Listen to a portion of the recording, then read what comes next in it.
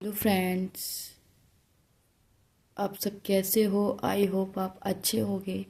आज हम आपके लिए लेके आए हैं एनसीईआरटी ज्योग्राफी क्लास 11th और चैप्टर है हमारा 12th। चैप्टर 12th है हमारा महासागरीय जल। आज हम महासागरीय जल के बारे में बात करेंगे। उसमें हमारे जल में कितने प्रतिशत कौन कौन सी चीज़ें पाई जाती हैं, कौन कौन सी नहीं पाई जाती हैं, हम उनके बारे में बात करेंगे। आइए बात करते हैं पृथ्वी पर जल का वितरण। मतलब हमारी पृथ्वी पर कितना जल कहाँ पे है, महासागरों में और नदियों में, तालाबों में कितना कितना जल उपस्थित है, उसके बारे में हम बात करते हैं। जलाशय कुल परसेंटेज।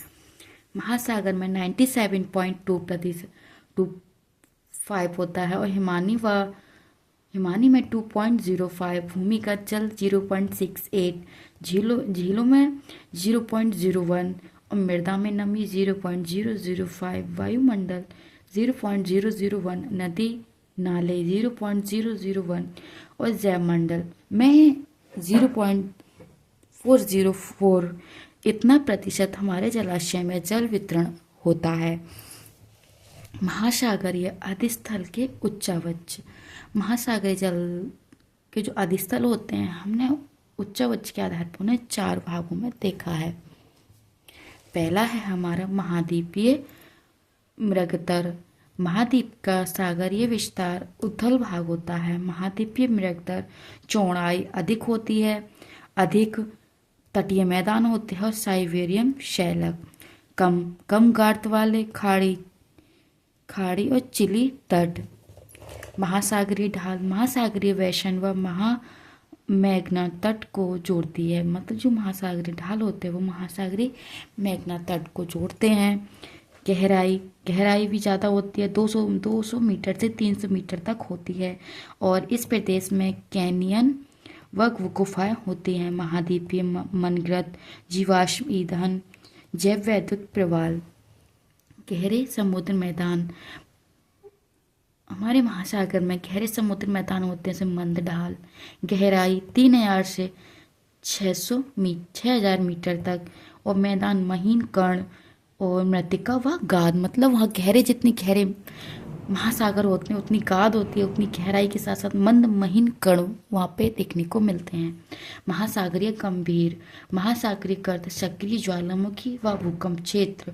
मतलब जो महासागरीय गंभीर बहुत गहरे बड़े होते हैं उनमें सक्रिय ज्वालामुखी व भूकंप क्षेत्र आदि देखने को मिलेंगे। और प्लेट का संचालन। ये हमारे महासागरीय अधिस्थल के उच्चावच स्थान हैं। उच्चावच को लघु अधिकृत। मध्य महासागरीय कटक पर्वत की 2 श्रृंखलाएं अपसारी प्लेट सभी की जो अपसारी प्लेट सीमा के सहारे मैग्मा को बाहर निकालती। मतलब जो अपसारी प्लेट होती हैं वो मैग्मा को बाहर निकाल देती हैं। मध्य अटलांटिक कटक समुद्री टीले नुकीले शिखर वाले पर्वत जो समुद्री तली से ऊपर उठे हुए होते हैं किंतु महासागर की सतह तक नहीं पहुंच पाते। जैसे कि ज्वालामुखी द्वारा उत्पन्न ऊंचाई 300 से 45,000 मीटर। ये सॉरी फ्रेंड्स, कैमरा हिल जाता है। ये हमारे महाद्वीपीय किनारे ऊपर पट्टी, ये हमारा महासागर काट शैल को वर्गिक डाल उभरे हुए। और ये हमारे महाद्वीपीय शैल्क होते हैं और 100 सेंटीमीटर दूर 200 से। ये हमने एक हमारी इस बुक में डायग्राम है, आप उसमें जाके क्लियर देख सकते हैं। मेरा थोड़ा ठीक से नहीं बना है। सबसे सपाट जलमग्न कैनियन। महाद्वीपीय मग्न तटवर्ती ढाल पर अपराधान द्वारा निर्मित हडसन कैनियन विश्व का सबसे बड़ा कैनियन माना जाता है। निमगंज द्वीप चुपटे शेयर वाले समुद्र टीले प्रवाल द्वीप।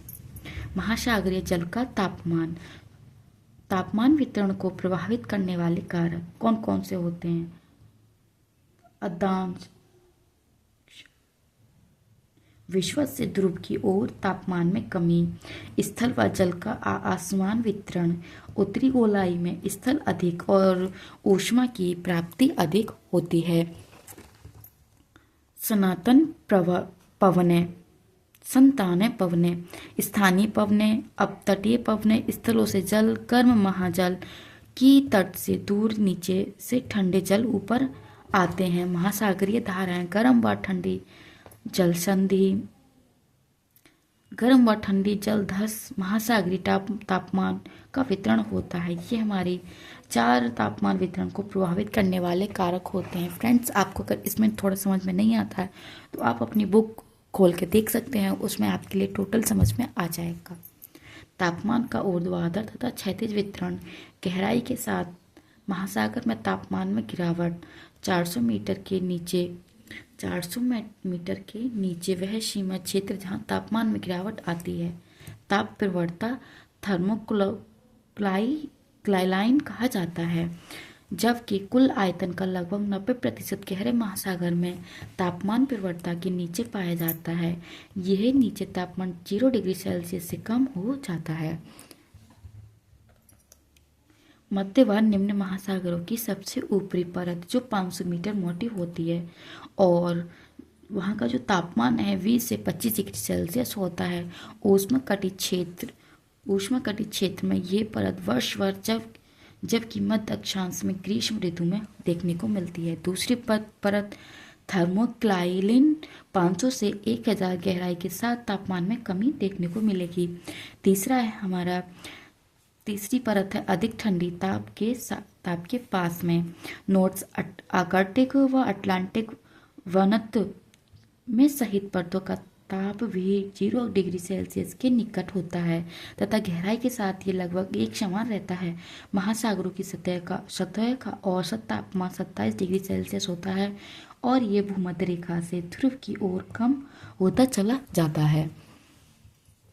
महासागरीय जल की एक पॉइंट और रह गया है। उत्तरी गोलार्ध के महासागर का तापमान दक्षिणी गोलार्ध की अपेक्षा अधिक उच्चतम तापमान होता है और विषुवत वृत्त पर नहीं बल्कि उसके उत्तरी में होता है।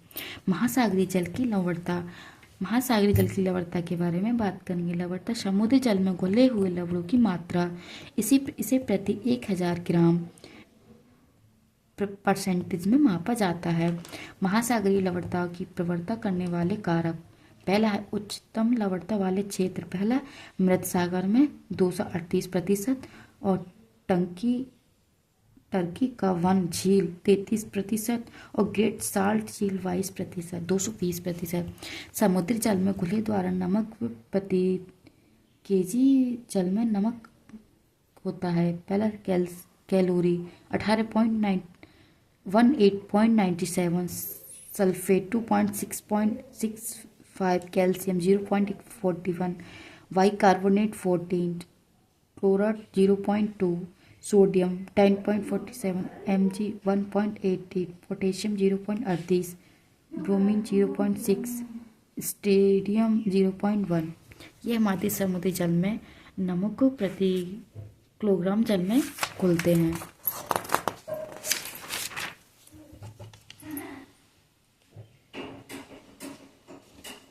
महासागरीय लवणता को प्रभावित करने वाले कारक, पहला वाष्पीकरण व फिसलन, नदी व ग्लेशियर का जल ताजा, प्रचलित पवनें, जल धाराएं, तापमान व घनत्व।